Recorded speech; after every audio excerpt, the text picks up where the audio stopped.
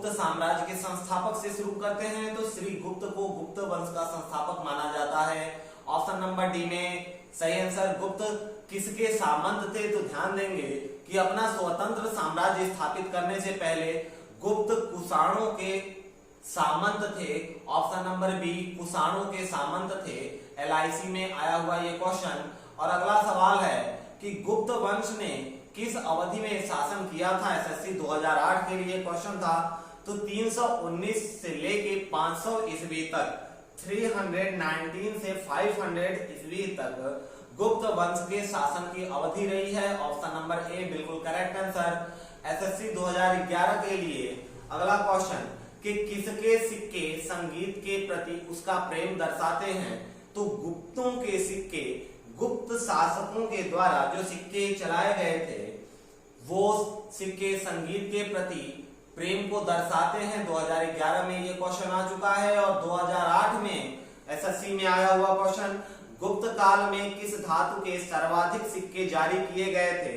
तो गुप्त काल में सोना धातु के, स्वर्ण धातु के सर्वाधिक सिक्के जारी किए गए थे SSC 2008 के लिए। और 2014 के लिए अगेन किसके शासनकाल के दौरान अजंता की गुफाएं निर्मित की गई। तो गुप्त शासकों के शासनकाल के दौरान अजंता की गुफाएं निर्मित की गई थी। और आज से करीब 1991 का, क्या बात है, 30 साल पहले का क्वेश्चन MPPCS में आया हुआ कि विक्रम गुप्त साम्राज्य की स्थापना किसने की। या इसको ऐसे भी कह सकते हैं कि गुप्त साम्राज्य की शुरुआत कब हुई। तो चंद्रगुप्त प्रथम के शासनकाल से गुप्त साम्राज्य की शुरुआत हुई। इतिहासकार VA स्मिथ ने किसकी विजयों से प्रभावित होकर उसे भारत का नेपोलियन कहा। तो बिल्कुल समुद्रगुप्त के विजयों से प्रभावित होकर और समुद्रगुप्त को भारत का नेपोलियन बोला जाता है। क्वेश्चन नंबर 9 SSC 2019 में आया हुआ क्वेश्चन। अगर आप हमारे चैनल से नहीं जुड़े हैं तो बिल्कुल सब्सक्राइब करें, क्योंकि यदि आप बिगिनर्स हैं तो आप बिल्कुल सही जगह आए हैं।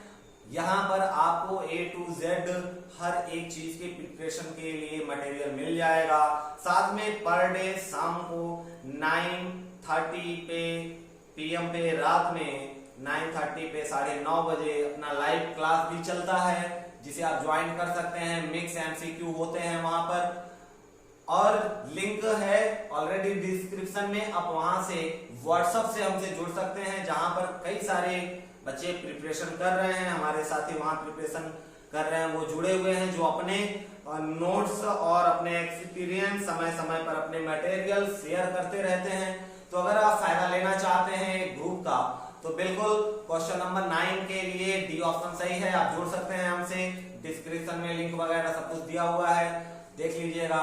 क्वेश्चन नंबर 10 CGPSC पर प्री 2017 में आया हुआ समुद्रगुप्त के प्रयाग प्रशस्ति में कौशल के शासक का क्या नाम था।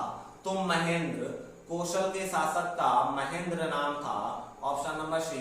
इलाहाबाद स्तंभ अभिलेख किसने बनवाया था। तो हरिणेश, ध्यान देंगे हरिणेश इलाहाबाद स्तंभ अभिलेख बनवाए थे।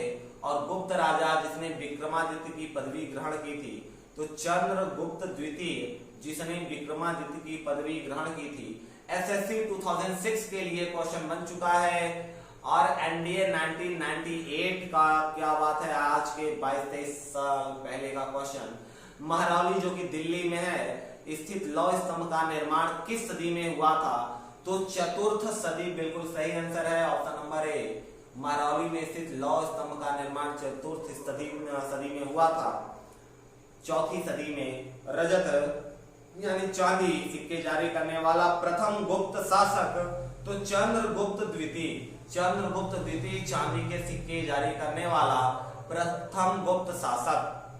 प्राचीन भारत में विख्यात चिकित्सक धनवंतरी ने अपना परामर्श किसके दरबार में दिया था। तो SSC 2006 के लिए क्वेश्चन है।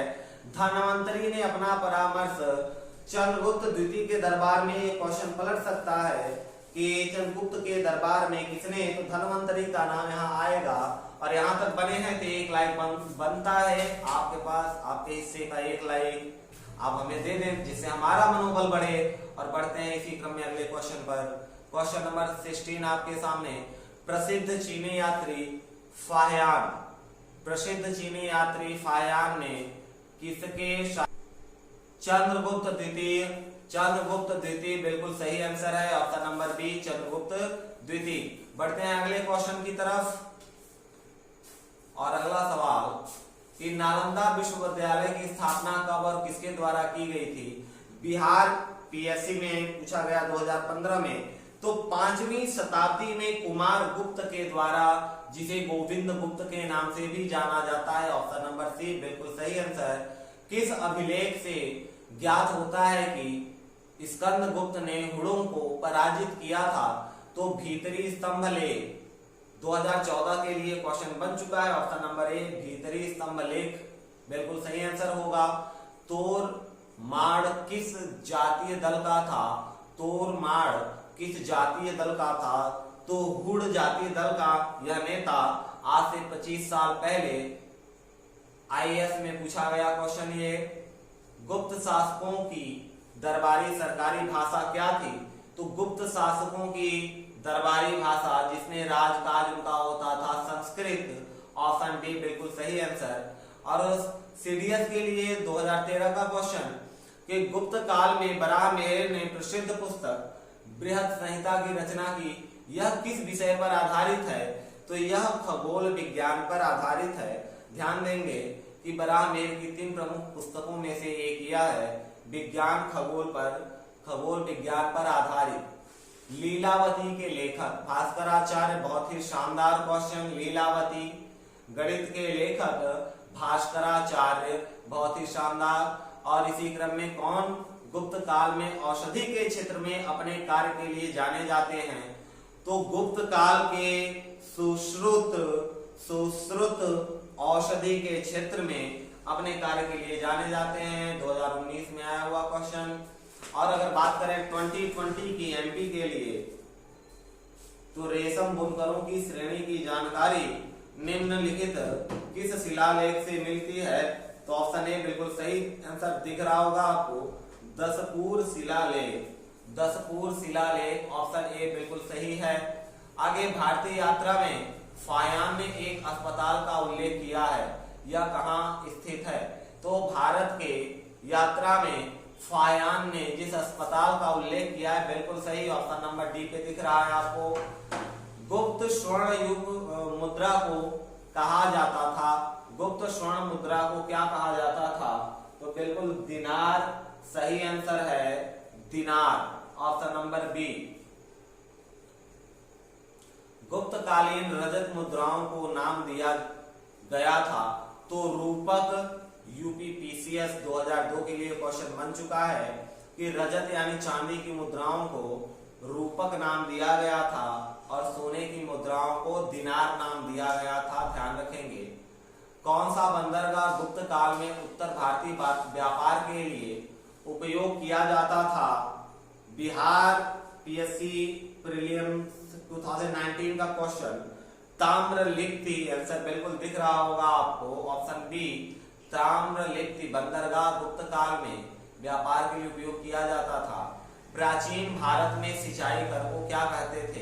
प्राचीन भारत में सिंचाई कर को विदक भागम, विदक भागम, ऑप्शन नंबर ए विदक भागम कहते